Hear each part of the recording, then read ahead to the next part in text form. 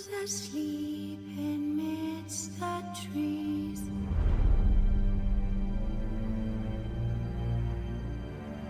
That's all a swaying in the breeze. But one soul lies anxious, wide awake.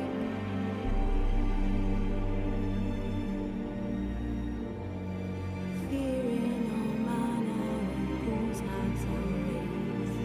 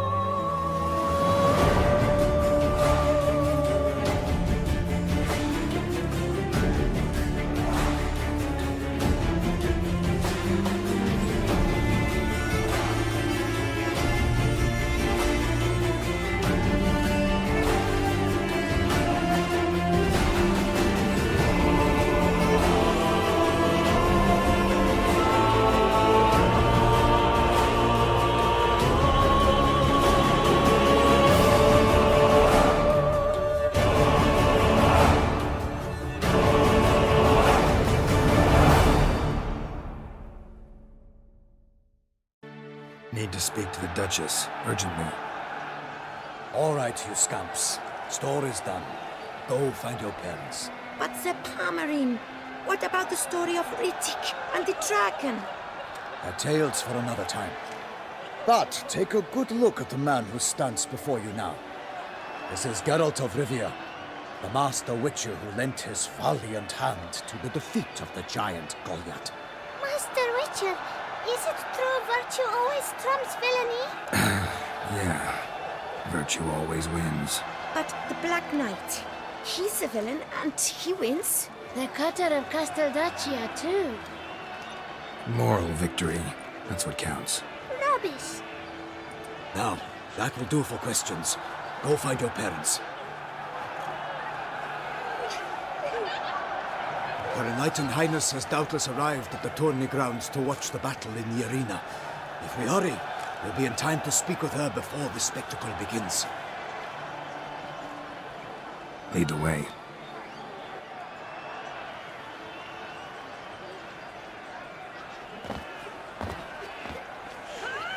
Who's fighting?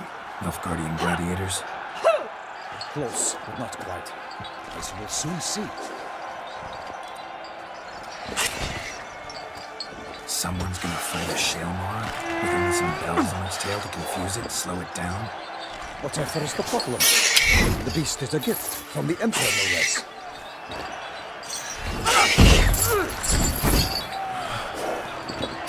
This is dangerous. Bells on its tail aren't enough.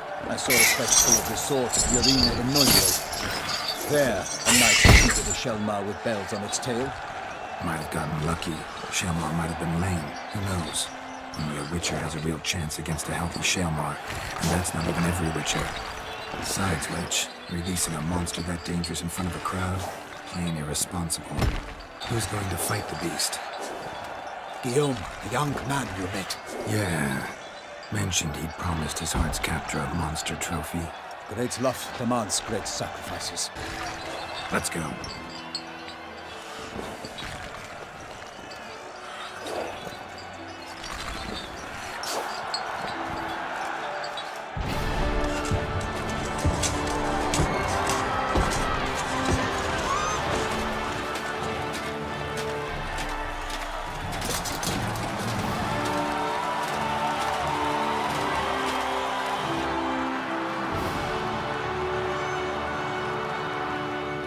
I dedicate my imminent victory to fair Lady Vivian.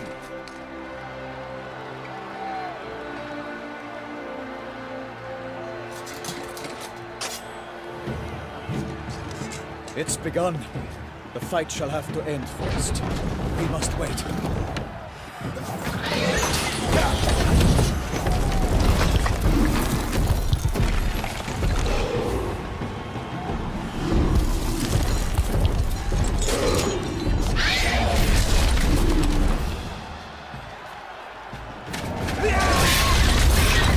Got a bad feeling about this.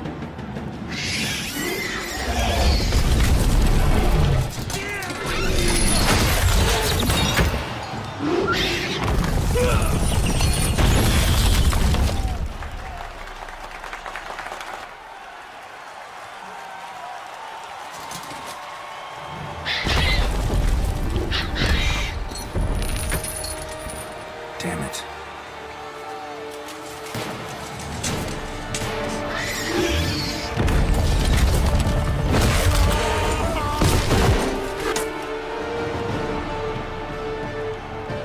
We have to help him.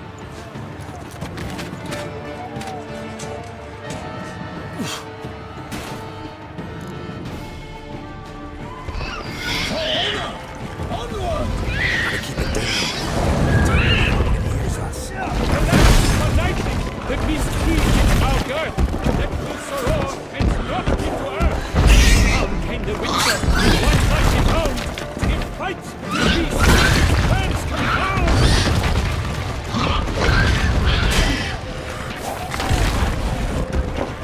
The fate of the beast has been paid by the gods. Soon the Witcher shall triumph against their odds. The wits awaiting the time was true. Then well and inspired struck the monster like a fool.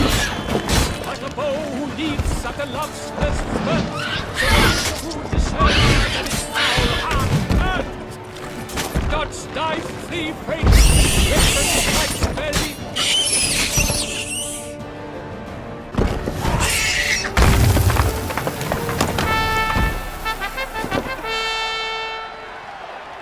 The Shelma lies defeated by Geralt of Rivia, master of the witchering trade. Behold, as the last gasps of life seep from the beast.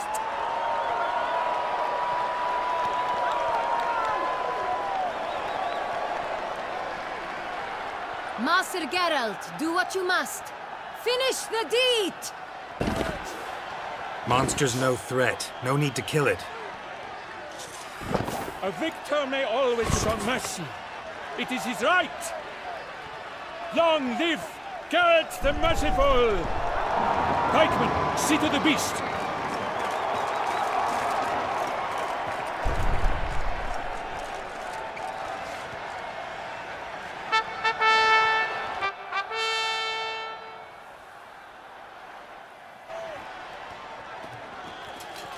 Guillaume. The lad came damned close to dying. I'm fine. Not hurt at all. Vivian? Smile as befits a hero and keep silent. Speech clearly pains you. She approaches.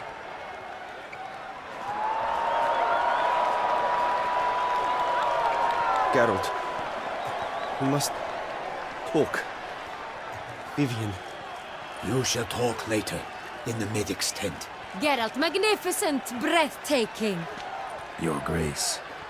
We knew that to summon you was a brilliant idea. We are delighted, ravished to have struck upon it. And I'm truly Honored. See to our young hero. Hop, hop. For we must make off with Geralt. We should talk. We had been long awaiting your arrival. Had nearly lost hope. Then suddenly, that entrance, so spectacular. Your Grace. Shaelmars are dangerous creatures, even to knights in full-plate armor. Nonsense. In Toussaint, knights have battled beasts for mere glory since time immemorial. True. Guillaume suffered a few bumps, scars, and bruises, but in return gained eternal glory as he who slew the monster. What about the crowd? Say the Shaelmar had vaulted into the stands. Would have been a massacre. Geralt, though we value your fortuitous intervention in the arena, we would remind you your services have been retained, and as shall soon become clear, you will be generously compensated for completing another task altogether. Your Grace, my contract. I'd like to discuss it. Naturally, but not here. We shall need Damien. He led the investigation pending your arrival. But wherever could he be? Come, we must find him.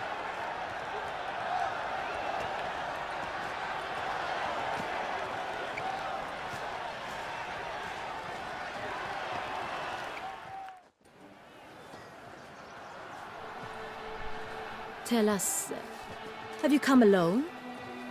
Or did Viscount Julian accompany you? Wish to see Dandelion, Your Grace? Yes. I mean, no. Yes. But solely to tell him we regret. Yes, deeply regret rescinding the death sentence we so justly handed down upon him. If we could turn back time, we would make certain he sat in a tower till he rotted. No, we would ensure he was broken on the wheel, then drawn, hanged, and quartered.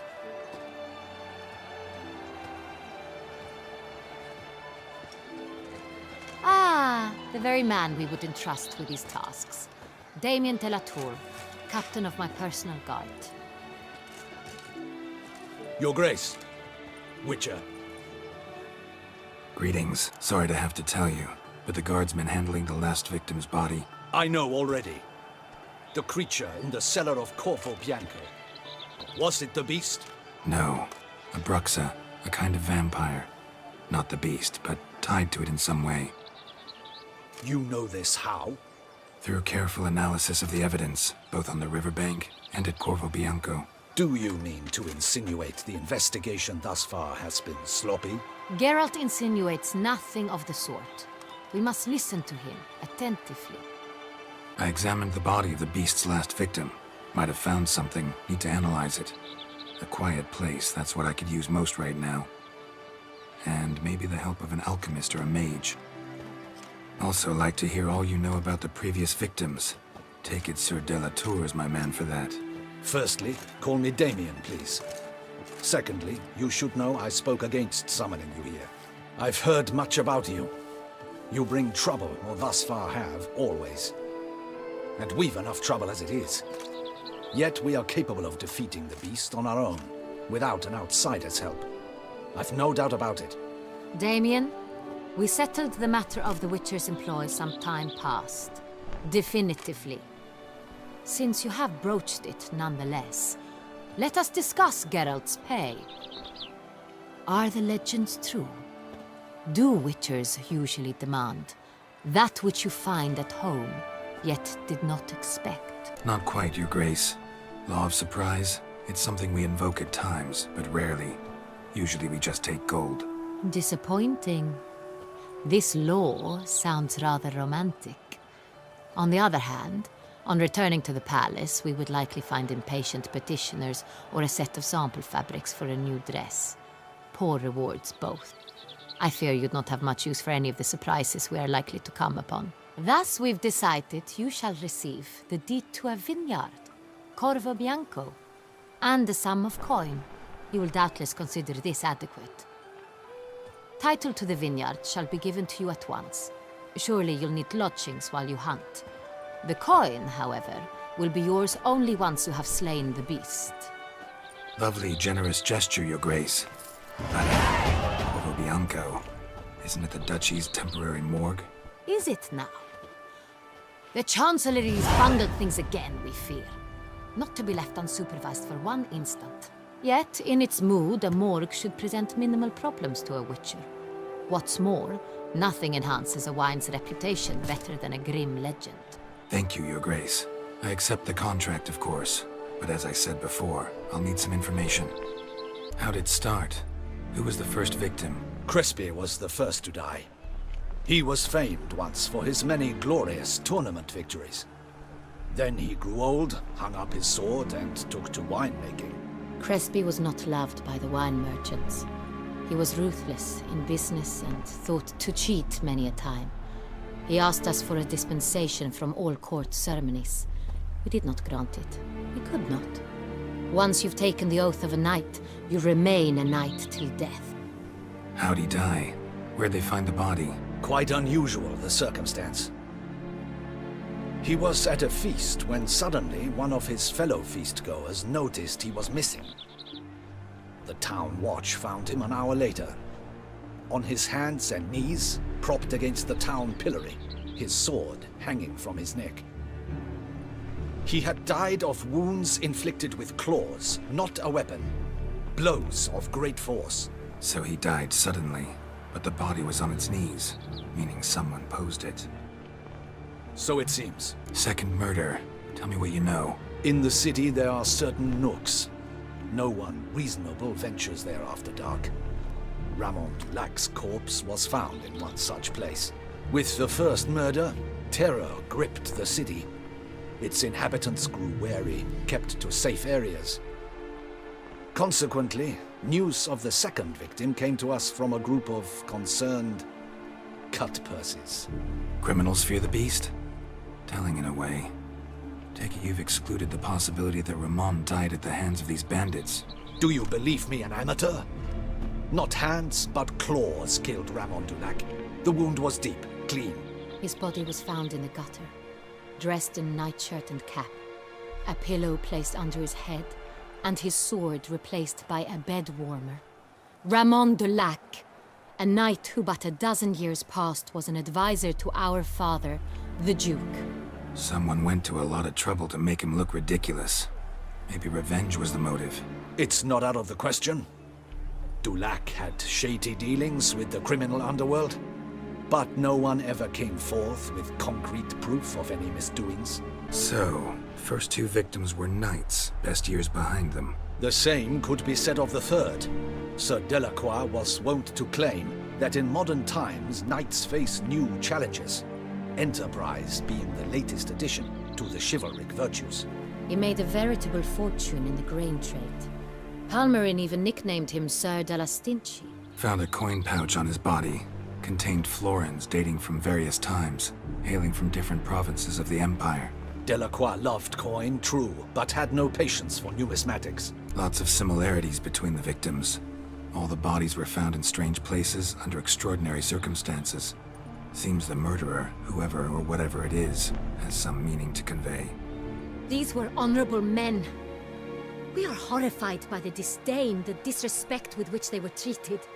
These were knights of Toussaint. Blast it. Might be the point. From what you say, none was a model of virtue. Ever considered that's what the beast's trying to draw attention to? All the murdered men were knights who swore fealty to the 5 chivalric virtues. And even if the Knights of Toussaint swear fealty to what virtues exactly? honor, wisdom, generosity, valor, and compassion. 5 virtues. Why are they so important to your knights? Strange question. Your Grace, forgive me. I'm a foreigner trying to understand another land's customs. You are forgiven. According to legend, the virtues we cultivate were bestowed upon us by the Lady of the Lake. How we truly came to espouse them, none remember. In Toussaint, we believe men of low birth should be simple-hearted and obedient. We expect much more, however, of our knights. They are to be soldiers and courtiers, lords and servants. Thus, the need for clear moral guidelines. At the time of his dubbing, a knight vows to demonstrate throughout his life honor, wisdom, generosity, valor, and compassion. Beast seems to be pointing up moral decay, denouncing it. Victims were all humiliated. Might have been murdered to emphasize their lack of specific chivalric virtues. Honor, compromised by the pillory. Wisdom by ridicule. Generosity by a coin pouch shoved down a throat. It seems to fit, true, though not perfectly. Can't discount the theory if it's on the lips of everyone in town. Say our reasoning's right. Next murder will be just as showy and denounce the victim's lack of the fourth virtue, valor. We can also assume that victim will be an elder knight. Let's think. At the moment, all the knights are either at the tourney grounds or in the palace gardens. Our annual hare hunt shall begin there shortly. Have you heard of the custom? Milton mentioned something. Seemed excited to prance around in a bunny costume. Not sure why. Hang on. Strange circumstances. A knight advanced in years. The famed cowardice of rabbits. Could it be that simple? Is Milton de Peyrac-Peyren the next victim? Milton also knew Delacroix. Told me so down by the river. Damien! To miss something so obvious. De Peyrac-Peyren, Crespi, Delacroix, and Delac formed a knightly team. It was years ago, but... They were a team? They were close friends, tightly knit, and as such earned the trust of our father, the Duke. We often witnessed him turn to them with delicate matters. Later, their paths diverged. Unlikely to be a coincidence. Beast must know it too. It's a lead, I'm sure. Your Grace, we need to find Milton, immediately. Rather problematic. You see, the garden entertainments are due to start, and he's disguised as the hare, hiding somewhere, waiting for some tipsy courtiers to find him. The hare's hiding place is a carefully guarded secret. We must call off the game, at once. First and foremost, we must remain calm. Damien, order the garden searched immediately, but discreetly. By no means can we disrupt the festivities. Panic will only incite the beast to strike sooner. And you, Witcher, follow me. My gardens, my night, I shall take the fall. A murder is out of the question. I will not allow it. Not near my palace. Horses? Ready our horses!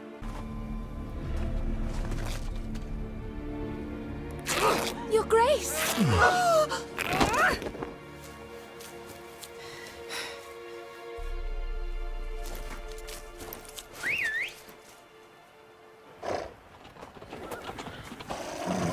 What the hell?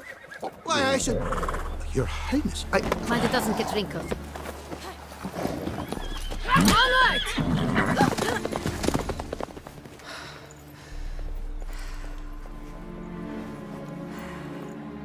Hey! That is silk! Be careful! Give it to me!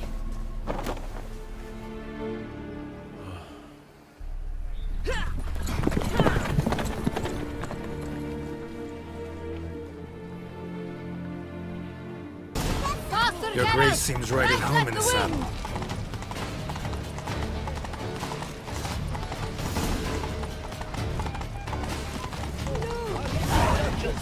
Clear the path!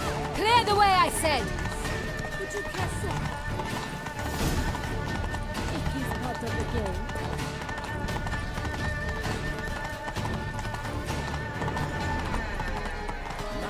It's here! Hurry! We must go to where the game is being held. The participants must find a unicorn's horn, a golden fish, and a phoenix egg. With these in hand, they can deduce where the hare, Milton, hides. Mean we need to find those things too? We've no other option, but time is of the essence, so we shall have to break the rules. Right and true, the night returns for his... On second thought, through here.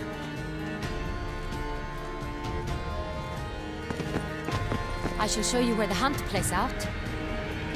Then we will split up. You will get hold of the unicorn horn and the golden fish, while I nab the phoenix egg. That will be quickest. Golden fish. Do I need a rod or a net? Please, Geralt. It's not a real fish. Look there, towards the water. See the lights? The hunters are trying to hook the fish from boats. You must simply dive in and find it. The unicorn. How do I catch it? It's terribly skittish, true, but I'm sure you will find a way to earn its trust. runs around over there. Look. The Colton fish and the horn both contain things or clues that will help us find Milton. Once you have fish and horn, find me among the other Phoenix Egg hunters. All clear? Then let's get to it. I simply Can't believe it. Ah!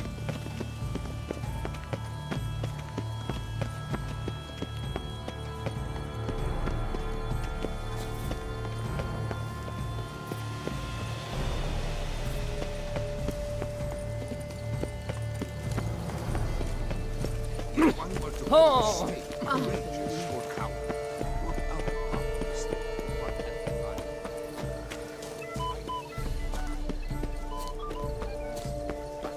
This is no true unicorn.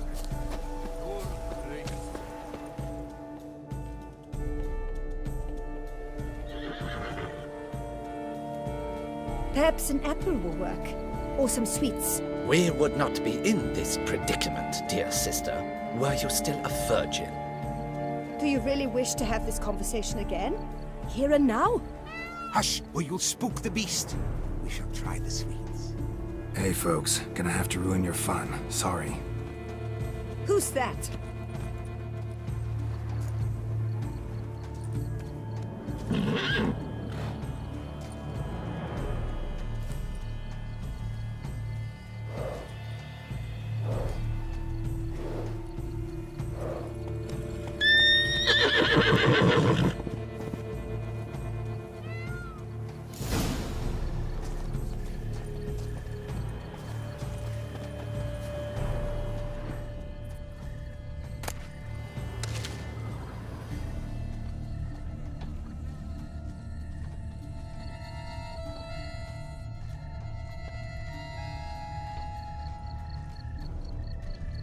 Roach likes carrots. Unicorn will too. This is an outrage. An outrage, I Roach tell won't eat you. bread either, It's against except the if it's law. stale.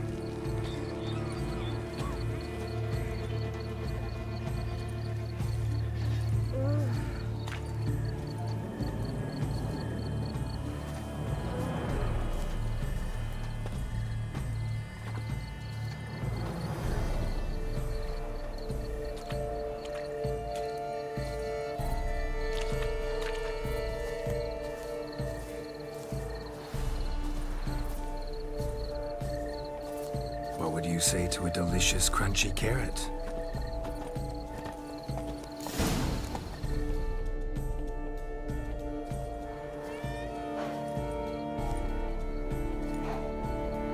Easy.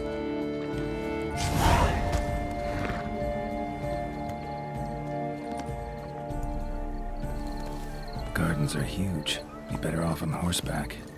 Let's go!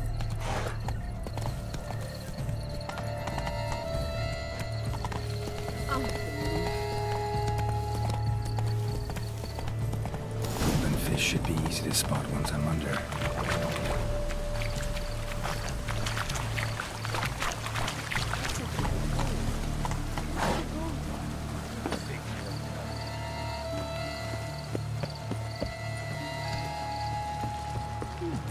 The light is positively useless. She can't...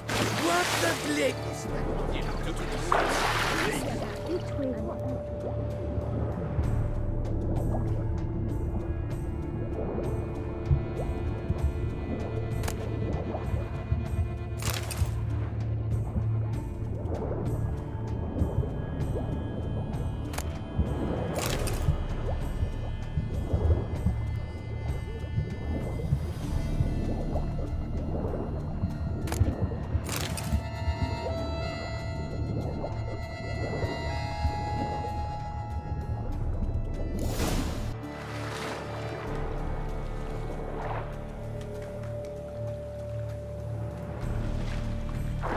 Hey, wait. Stop. It's important.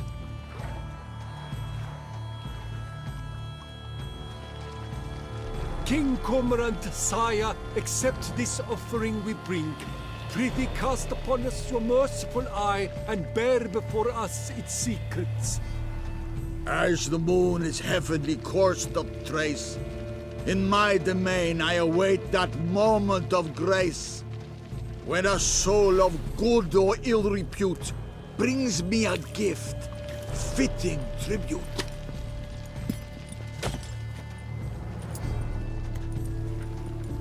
A key. Why, you bombard wretch! The game! Disgraceful!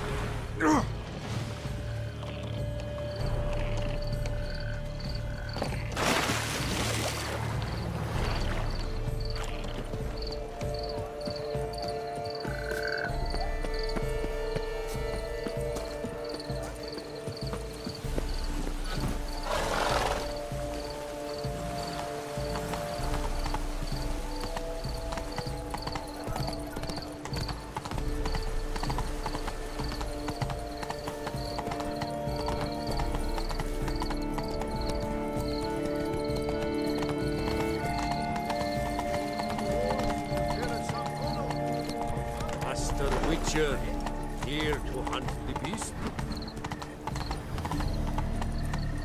Whoa! If you please, Your Grace. We do not please. We act out of the highest necessity. All shall be explained later. But it's against the rules. I am the rules.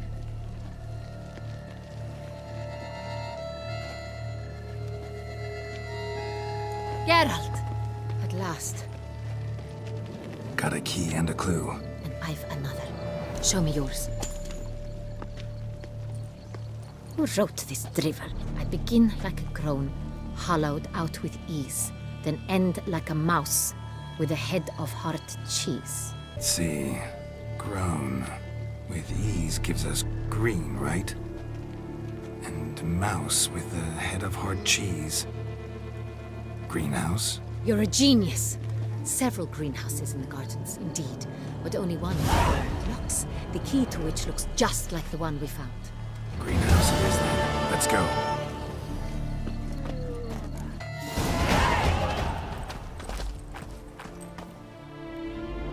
Wait here.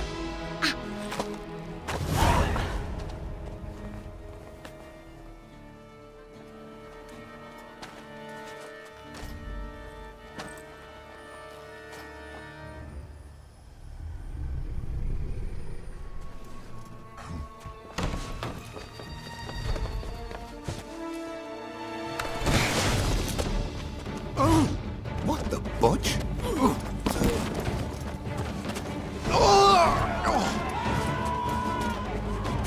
What was that?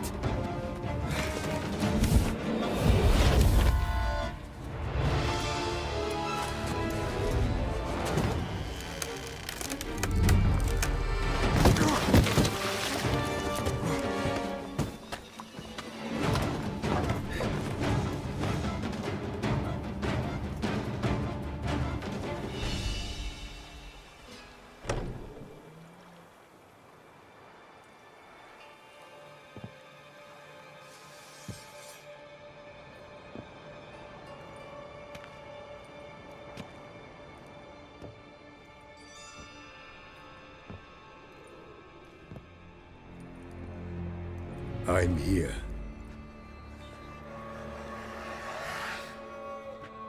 This belonged to you, maybe? It did, but you may keep it. I've a new one. I do not know you. I've done you no harm. Yet first you butchered a Bruxer who was dear to me. Now you pursue me. Why? You've killed 4 innocent people, at least. And you? How many innocents have you cut down? I don't kill innocents. Murderers, though, you bet. I'll soon be done. I've but one left. And you, should you not stand down. And once you're done, intend to leave? Go kill somewhere else? No. I intend to live. Happily ever after.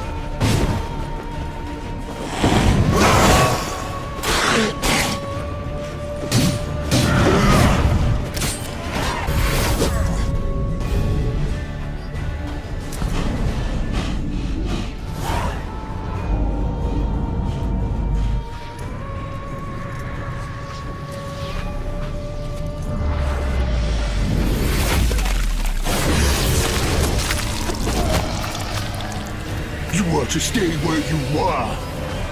Regenerate! I know you're in trouble. I can help. I'll help myself! No, he's my friend.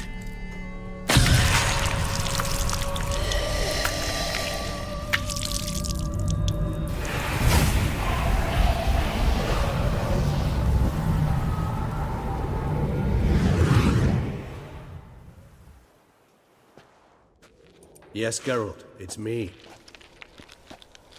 Regis? You alright? All is well. All's in order. Wounds such as these heal on vampires in moments. But we've not seen one another in ages, my friend. At least in human terms, that is. How's this even possible? Last I saw you... I was a bubbling, shapeless smear, having been rather spectacularly melted into a column of a certain castle. In somewhat better shape now, as you can see.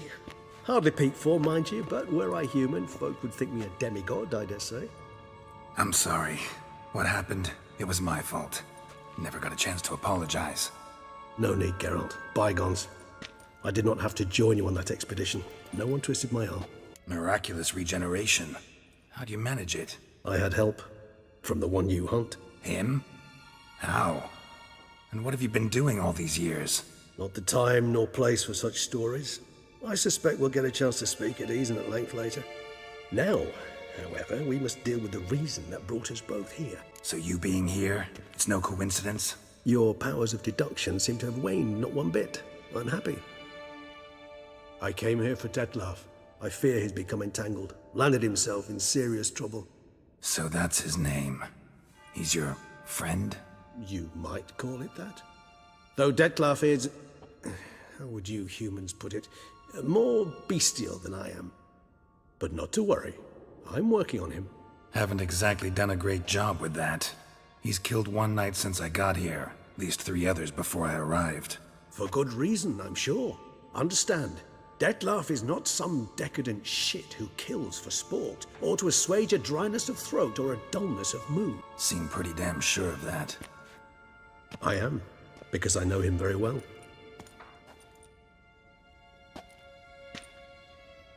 Despite appearances to the contrary, you two are quite alike. You've both noble hearts, yet you both are wont to perform ignoble deeds. When circumstances force you to, of course. Remember the year 964? That was 3 centuries ago. Blind fear gripped Rivia, Lyria, and Spala. Women and children were dying. Their mutilated, dismembered corpses littered the fields. Brute of Lyria. Read about it.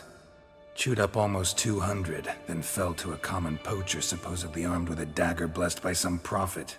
It fell to Detlaf, who then found a poacher asleep in the brush near his snares and dropped the fiend's corpse at his feet. And thus, a legend was born. Vampires rarely help humans. Must have had his own agenda, hunting the beast. You err. He slew it for one reason alone. The monster killed a lad who once in the street had offered Detlaf an apple, expecting nothing in return. Terribly noble of him. You do not have a monopoly on altruism, my friend. Vilgefortz melted my body. Detlaf found what was left. As per our codex, he had a choice. To leave me where I was, or to care for me and nurture my remains. He chose the latter. Regenerated me at no small expense in his own blood. Do you know what that means to a vampire? The gravity of the endeavor? Probably same thing it means to a human. You owe him your life. Much more than that. The act itself made us blood brethren. A bond so strong humans cannot even imagine. Which is why I know something ill is afoot. Always had an overdeveloped sense of empathy. Each vampire has a unique talent. One they hone over centuries. It's precisely what renders us so difficult to classify. Detlaf's trump card is his herd instinct, his tribal propensity. In point of fact, he prefers the company of lesser vampires and shuns that of humans. If he walks among you, killing egregiously, it can only mean something's upset him, immensely. Anything specific? Some set of things that'd be likely to set him off? How should I say this? Detlaf doesn't understand men, their world, its rules, its conventions. He's naive in a sense. He doesn't comprehend your games, knows not what it means to lie, deceive. Suggesting he's maladjusted, and venting his rage. I'm suggesting maladjustment can at times breed conflict. But is it the case this time? I cannot say, but intend to find out. Gotta find him, before something upsets him even more, and all Beauclair is awash with blood. Well, we share a cause then, just like the old days. Not entirely. I mean, when I find him, you know. I know you've a contract on his head. Yet your true task is to stop the beast killing, not necessarily to kill the beast, am I right? All in all, sure. Let us find him. By the time we do, I hope I'll have convinced you Detlaf is no monster. Fine, all right already. But for now, evidence is stacking up against him. Hear that? The posse. Knights must have tracked me here. I'd prefer they not find me here. I've makeshift quarters at Mère Lachaise Long Cemetery. We'll meet there. See you.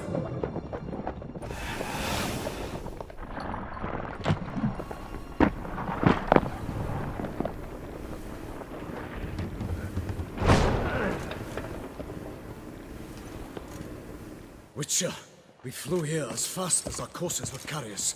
Yet I fear we're late all the same. Pray, where is the beast? Still investigating. About to inspect this site. Withdraw your men before they trample all over the evidence. Sirs, we must let the Witcher do his work. Milton's murder cannot go unavenged.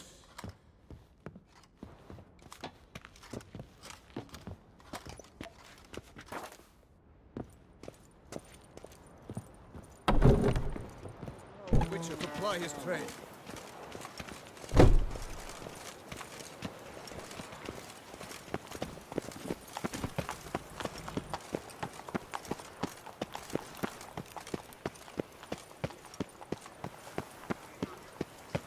Keep calm. Start. No. Sir! Sir! A letter for you, sir! Letter? Who from? Can't rightly say, sir. I was just to deliver it.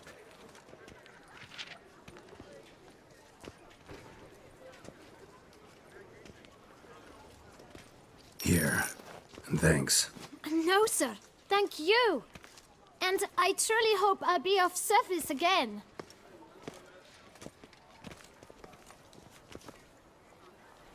Dearest.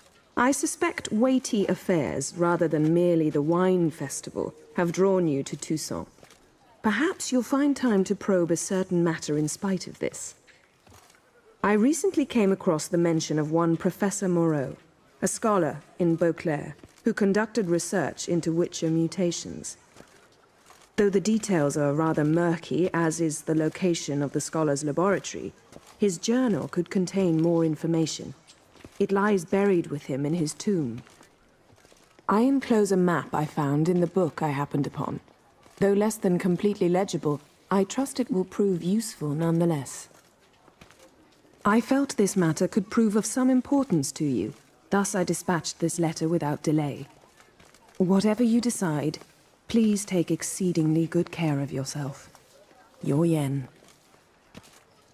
A professor who studied Witcher mutations.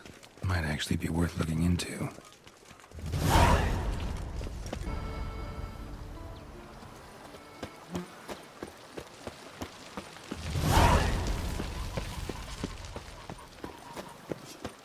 The Dutch is small, but do any who's not heard of our wines?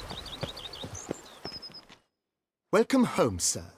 I am Barnabas Basil Faulty. By order of the Duchess, I shall serve you as Major Domo of Corfu Bianco.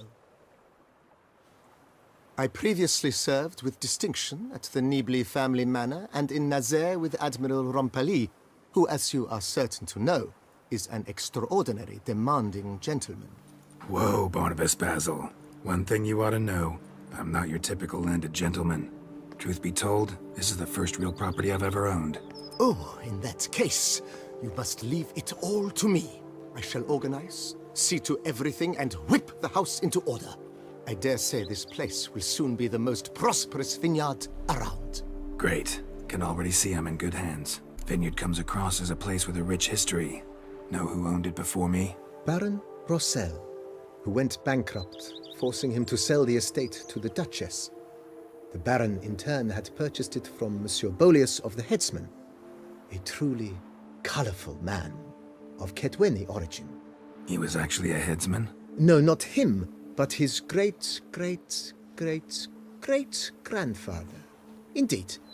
Apparently, he was a common cut-purse who somehow secured for himself the post of ducal headsman in Beauclair. Went about his work with an exceptional penchant. They say he chopped off more heads than there are grapevines in the ducal vineyards. He never hesitated, not once. Never sliced unevenly, never botched a job. For his exemplary service, the Duke granted him a title and this estate.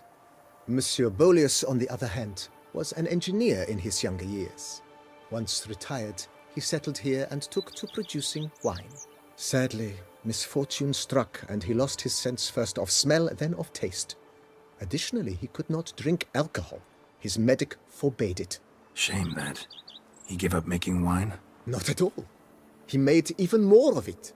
Began throwing wild balls to which he'd invite friends from far and wide in order to treat them to his wine and delight in the fact that at least someone could enjoy it. It's the sort of man he was, Monsieur Bolius. Mind giving me a little tour de Corvo Bianco? Not in the least. Follow me, please. I think it would be practical to begin on the hill.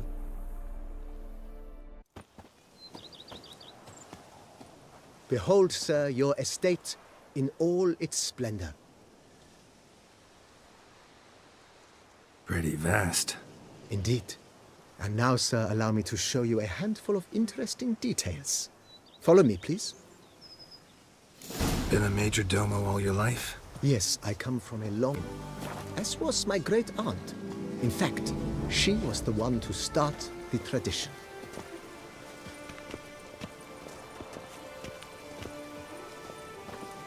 Great-aunt? A hard woman.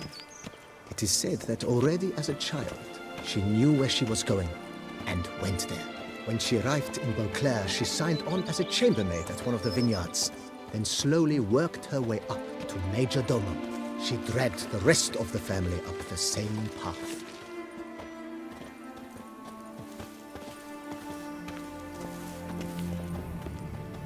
The Dutch is small, but do you know any who's not heard of our wines? The servants' quarters. I occupy the Green Home. With the Duchess's permission, I have hired a full staff. Their salaries to be paid from the ducal treasury. Nice of her. Not the most sightly part of the estate, I admit. But I think it's worthwhile for you as master of the domain to know where the help stays.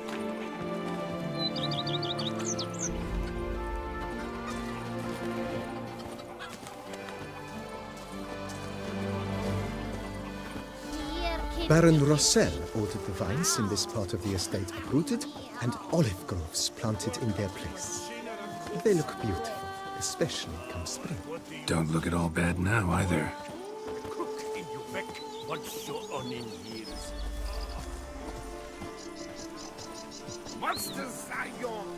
Down below lies your vineyard, where we grow a strain of Carfanere, one of the world's oldest. Aged in oak barrels, it provides for an exquisite wine with distinct blackberry, wild cherry, plum, and cinnamon notes. Marvelous. Have to try it one of these days. Monsters are your catnip. Let is mine!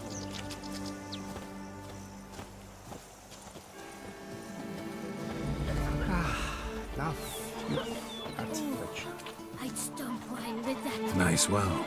Picturesque. Yes, though it ran dry long ago. During the raucous feasts Master Bolius held, he would order it filled with wine. There's a tale about a guest attending a Bolius ball for the first time and thus unaware of the custom. He had suffered great heartbreak and had decided to end his life by jumping into the well. The festivities were coming to a close, and the well was nearly empty when the suicidal guest finally jumped.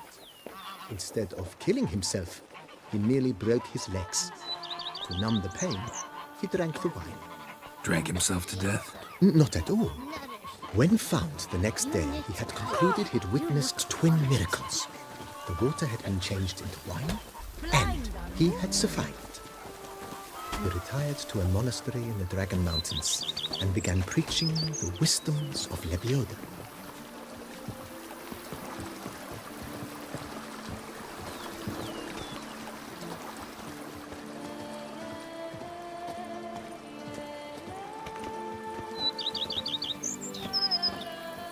Monsieur Bolius' wife Nina kept a garden here. A supremely lovely place it was. Bit neglected now. I agree. Yet nothing stands in the way of restoring it to its former glory, and once again planting it with herbs and other vegetation.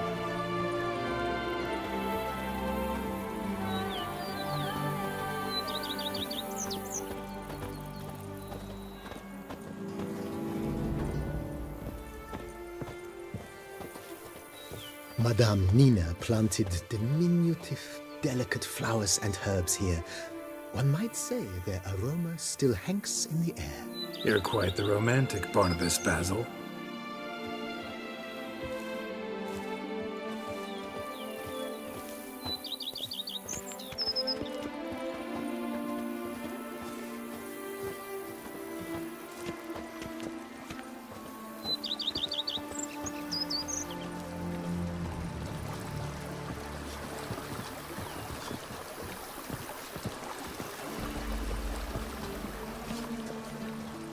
The Dutch is small, but do you know any who's not heard of our wines? This served as an additional wine cellar in years of plentiful harvests. Bit of work, and it'll make a fine stable for Roach.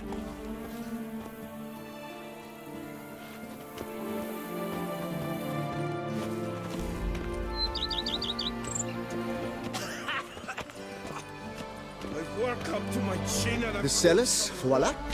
During Monsieur Bolis's time, wine was kept here, but Baron Rossel used it to store olive oil as well. I took the liberty of cleaning up the mess, which I made while fighting the Bruxa. Thanks, Barnabas Basil. Appreciate it.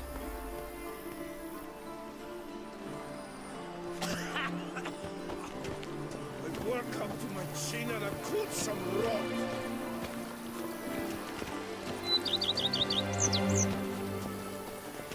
As you can see, the facade is, how to put it, slightly stained. But one cannot deny it, a certain subtle southern charm. True, though it could use a bit of subtle paint.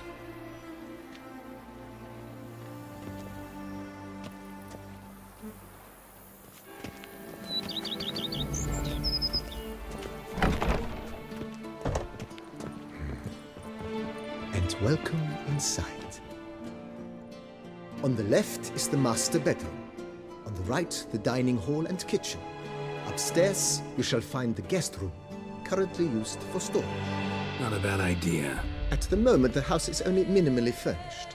Yet I believe we will, together, devise some innovative arrangements. A few paintings, for instance, would breathe new life into the abode immediately. With that, sir, you've seen the full lay of the land. Corfo Bianco is a beautiful estate. Though one must admit, time has taken its toll. Forgive me for being forward, but if you were to choose to invest a small sum towards its beautification, consider me at your service on the matter. Think I'll take you up on that. It's in your hands then. Make the place shine. I shall get to work immediately. Within a day's passing, I shall have sent for the crew which rebuffed the Admiral's residence. They are the finest specialists around. Highly skilled at what they do, it shall not take them too long, I wager. 2 days after they begin, your eyes will behold your residence in its refurbished, rejuvenated, beautified state. Thanks. Gotta get back to my business now. See you soon.